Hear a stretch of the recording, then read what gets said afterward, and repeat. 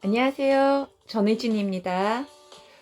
여러분, 이런 고민 한번 좀 해보면 어떨까요? 어떤 고민이냐면요. 어? 어느 날 보니까 내가 너무 날씬해진 거예요. 와, 이런 고민했으면 너무 좋겠죠. 이렇게 멋진 모습으로, 당당한 모습으로 날씬해진 모습을 상상하면서요. 이렇게 봄에도 이쁘고, 여름에도 이쁘고, 가을에도 이쁘고, 겨울에도 이쁘고, 이렇게 항상 주인공 같은 모습 여러분은 상상하면서 제가 오늘 말씀드릴 주제는 해독과 다이어트입니다. 디톡스를 말하다 건강관리사 전혜진이 말씀드립니다. 오늘은 이런 주제로 한번 말씀을 드려보겠습니다. 제가 참고 자료를 했는데요. 제가 아메이 라이브 교육 256의 그 자료가 어느 건강 자료보다 훨씬 또 알차고 정말 유익한 정보더라고요. 이 정보와 더불어서 제가 생로병사의 비밀과 EBS 다큐 프라임 등 건강 자료 정보에 대해를 참고하였습니다. 디톡스란 무엇일까요? 디톡스는 독사나 독이 있는 곤충에 물렸을 때, 또 독극물에 저희가 급성으로 중독되었을 때 독성을 중화하거나 없애는 조치를 디톡스라고 말하죠. 그래서 여기서 디톡스에서 D자를 빼고 톡스란 또 어떤 것이 있는지 한번 보면, 아까 말씀드린 대로 이렇게 독사와 같이 무시무시한 독이나 이렇게 독극물이 있는 독소를 말하는데요. 이런 독소들은 우리 몸에서 독성이 강한 물질로 몸 밖과 몸 안에서 만들어지기도 하죠. 또 이런 독소들은 만성적인 염증을 일으켜서 산화 스트레스, 미토콘드리아 병들의 원인이 되는 물질을 독소라고 합니다. 독소의 종류가 아까 말한 것처럼 무시무시한 독사나 독극물도 있지만요. 생각보다 우리 주변에서 많이 있어요. 저가의 동침이라고 할까요? 의외로 이렇게 저희가 개인 위생을 위해서 철저히 하기 위해서 필요로 하는 그런 이런 용품이나요. 또 건강한 식품을 먹기 위해서 먹었는데 거기 비료나 농약, 살충제가 섞여 있는 경우도 있고요.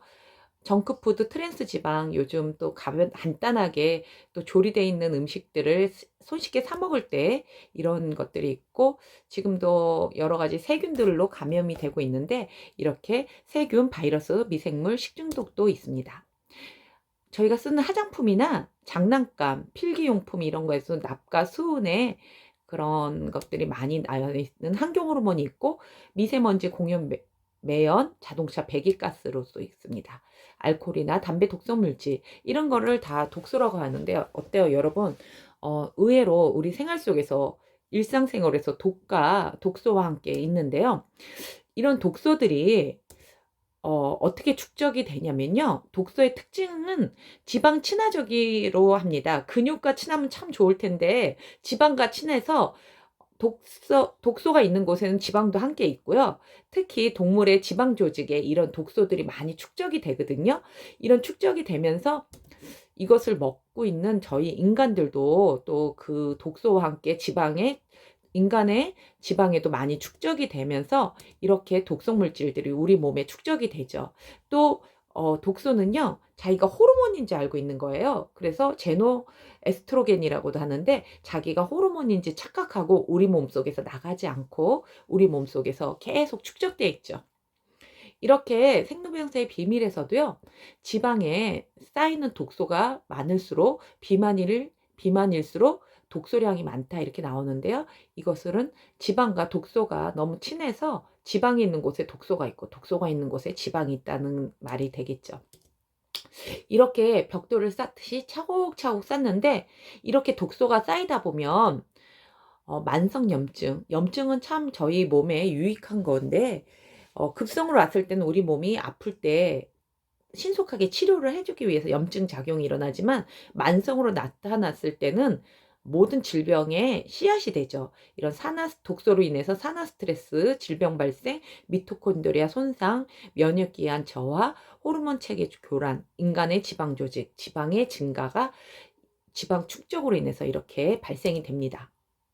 이렇게 보듯이요. 어, 이렇게 여러 가지 요인을 통해서 만성 염증의 유발 원인이 되고, 또 만성 염증으로 인해서 이렇게 지방이 점점 쌓이게 되는 것을 저희가 볼 수 있죠. 이론적인 배경을 볼 때는요. 저희가 다이어트를 열심히 합니다. 이렇게 다이어트를 열심히 하지만 리바운드가 되는 것은 이렇게 내성이 생겨서 독소는 그대로 있을 때는 다시 지방이 붙는 경우가 많죠. 이렇게 클렌징을 할 때는요. 이렇게 다이어트를 하고 나서는 다이어트뿐만 아니라 독소를 제거하는 디톡스를 했을 때 독소가 없으면서 지방 근육이 다시 한번 더 탄탄하게 되면서 지방은 없어지고 이렇게 좋은 몸매를 유지할 수 있게 되죠.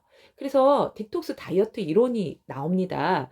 저는 다이어트가 이렇게 뚱뚱하고 독소가 이 점들이 독소인데 독소가 있을 때요. 다이어트로 체지방을 감소했습니다. 독소는 그냥 놓고요. 체지방만 감소했을 때는 좀 잠깐은 빠진 것 같지만 독소의 농도는 오히려 올라가는 거죠. 그래서 독소의 농도를 낮추기 위해서 다시 한번 독성 물질의 농도를 감소시키기 위해서 지방을 합성시키고 다시 끌어당기면서 축적을 시키게 됩니다. 따라서 독성 물질을 제거하는 게 중요한데요. 지방을 제거하면서 독성까지 같이 제거했을 때는 근육 형성이 용이하고 이렇게 날씬한 몸매가 요요 현상이 없이 건강한 상태의 유지 가능하죠. 저는요, 제가 요요가 이렇게 다이어트 했을 때 먹을 것을 참고 식욕을 억제했을 때 그것들이 다시 폭발해서 요요가 오는 줄 알았는데 이렇게 독소를 남겨두고 지방만 빠질 때는 독소 농도를 맞추기 위해서 다시 지방을 끌어잡아 당긴다. 지방과 독소는 뗄래야 뗄 수가 없다는 이런 이론이 전 너무 마음에 와닿더라고요.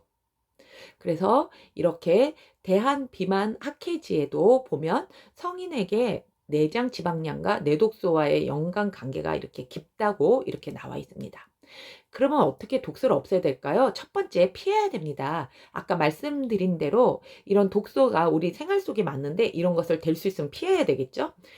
재건을 해야 되죠. 성벽을 열심히 쌓아서 적들이 침입하지 못하게 하는 것처럼 저희가 재건을 해야 되는데 재건해야 되는 것들에는 간이 있습니다. 왜냐면요, 이 간은요, 저희가 해독작용으로서 1순위거든요. 저희 이런 독소가 들어왔을 때 간에서 많은 해독을 하게 되는데요. 이런 간이 해독을 열심히 하다 보면 산화 물질이 많이 발생이 돼요. 그것을 다시 한번 항산화 영양소를 통해서 건강하게 만들어줘야 되는데 비타민과 미네랄이 필요하고요. 특히 밀크시슬에 있는 실리마리 성분이 간을 더욱더 튼튼하게 한답니다. 비타민 B군과 단백질, 아미노산이 필요하고요. 이렇게 제철 과일 등 여러 좋은 제품을 먹고 식품을 먹고 이런 식품들은 배제했으면 좋겠죠. 간은요, 이렇게 복잡한 경로를 통해서 해독을 하는데요. 중요한 것은 이런 간을 보호하고 내 자신의 간을 사랑할 수 있도록 저희도 간을 재건할 수 있도록 힘써야 되겠다는 거죠. 이런 의사 선생님께서 이렇게 말씀하셨어요. 내 독소가 이렇게 들어왔을 때 간으로 가고요. 그 다음엔 허파, 심장으로 가고 전신으로 돌기 때문에요. 그 전신으로 돌다가 어떤 장기, 내가 약한 부분에 그것이 조금씩 다르지만 나타나게 된다는 거죠. 그래서 간에서 독소를 모두 없앨 수 있도록 간을 먼저 해독을 해야 됩니다. 그 다음엔 장인데요. 장 해독과 미생물 생태를 복원해야지 저희가 독소로부터 건강하게 저희 몸을 지킬 수 있습니다. 간에서요, 이제 장으로 다시 한번 노폐물이 나왔을 때 간으로 보낼 수 있는 걸 역수송체라고 하거든요. 이렇게 역수송체가 예를 들어서 쓰레기 더미가 있는데 쓰레기차가 열심히 와서 쓰레기를 소거해 가야 되는데 쓰레기차가 운행하지 못할 때는 쓰레기가 쌓이게 되죠. 이 쓰레기가 쌓이지 않도록 역수송체가 원활히 움직일 수 있도록 하기 위해서는요, 장의 건강이 굉장히 중요한데 장이 잘 건강할 수 있도록은요, 프로바이오틱스, 식이섬유, 이눌린, 플락토, 올리고당이 필요합니다. 이렇게 장이 건강할 수 있도록 유익균이 잘 살 수 있도록 이렇게 좋은 영양균들이 필요하답니다. 내 독소가 이렇게 장에서 있을 때요. 내 독소가 장이 튼튼할 때는 침입을 못해요. 하지만 내 독소에 장벽이 헐거워지잖아요. 그럼 독소가 이렇게 침입을 하거든요. 그래서 장 건강이 중요해서 그 내 독소들이 혈액으로 운반되지 않도록 장이 튼튼하게 막아줄 수 있도록 해야 된답니다. 다음은 혈관이죠. 혈관에 독소가 혹시 들어왔다고 하더라도요, 혈관에서 그 독소들이 잘 빠져나갈 수 있도록 저희가 혈관을 또 클린하게 해야 되는데, 혈관 디톡스를 하지 않을 경우에는 오염된 혈액이 뇌로 들어가게 돼서 산소 공급을 방해하고 뇌 기능에 영향을 미칠 수 있답니다. 그러면 이제 다음에는 비워야 되는데요. 식사 시간 조절을 통해서 12시간 공복을 유지하고요. 수면 4시간 전 금식을 하면요. 저희가 이렇게 장이 비워질 수 있죠. 또 수면 시간을 조절해서 7시간 정도는 수면을 할 때 간과 저희 장기들이 또 비움을 통해서 다시 한번 재생하는 역할을 할 수 있거든요. 그래서 무엇을 얼마나 먹느냐가 중요한 게 아니라요.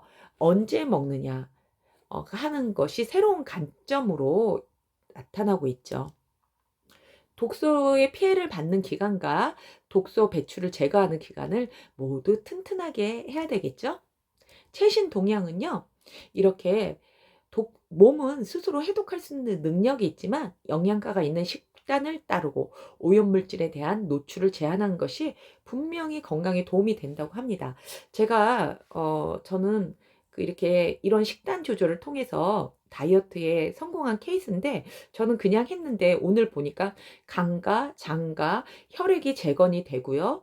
또 이렇게 비움을 통해서 어, 제가 몸이 독소가 빠져나가면서 지방도 함께 빠져나갔구나. 이것이 너무 좀 새로웠어요. 그래서 이것을 여러분과 공유하고 싶었습니다.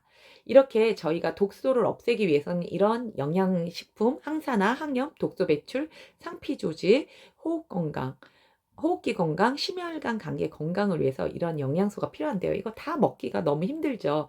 그래서 어, 이 의사 선생님도 건강한 장과 또 저희가 독소 배출을 위해서는 이런 채식, 장내 미생물이 살 수 있는 이런 채식을 해야 되는데, 왜 이런 채식이 좋으냐면요.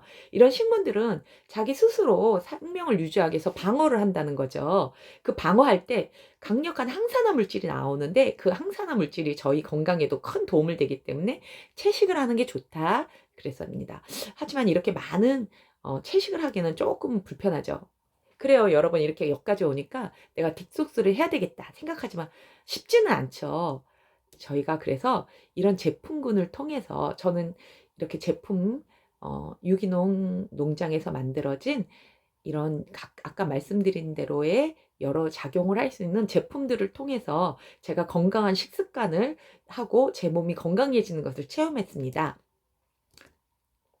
여러분, 근데 제가요, 지금은 인생의 체력을 길러야 할 때라는 책을 통해서요, 50부터는 습관이 건강을 결정한다. 참 마음에 와닿았어요.